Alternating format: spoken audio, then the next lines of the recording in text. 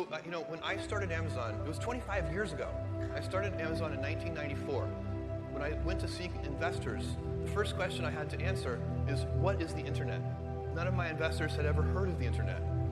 The idea that I had in mind was to build a bookstore. I realized that we could build a store which would have every book ever printed in any language, in print or out of print. And we could do that online. It would be impossible in a physical store. And that was the founding idea of Amazon.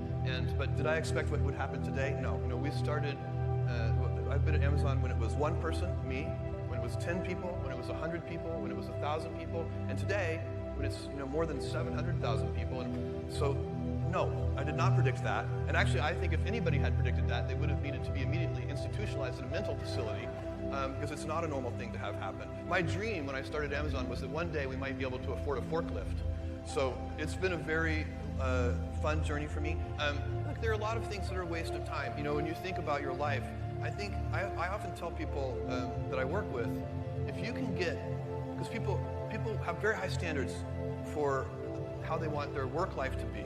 And I said, look, if you can get your work life to be where you enjoy half of it, that is amazing, because very few people ever achieve that. Because the truth is, everything comes with overhead. That's reality. Everything comes with pieces that you don't like. You could be a Supreme Court justice, and there's still going to be pieces of your job you don't like.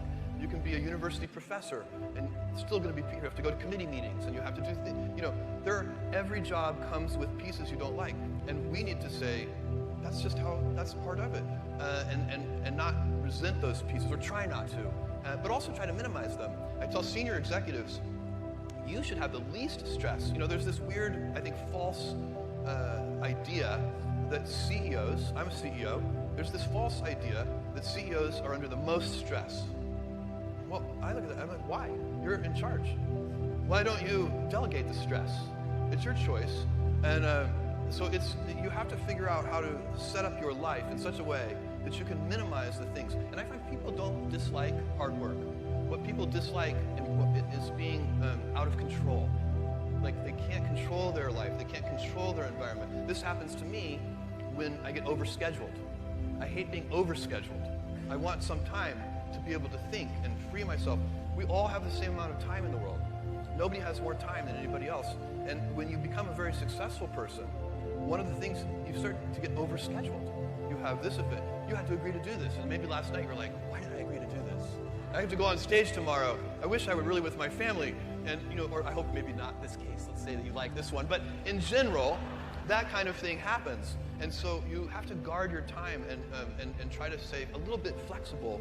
So that's, for me, it's not a waste of time, but I like to have some freedom of movement rather than having every minute of every day scheduled.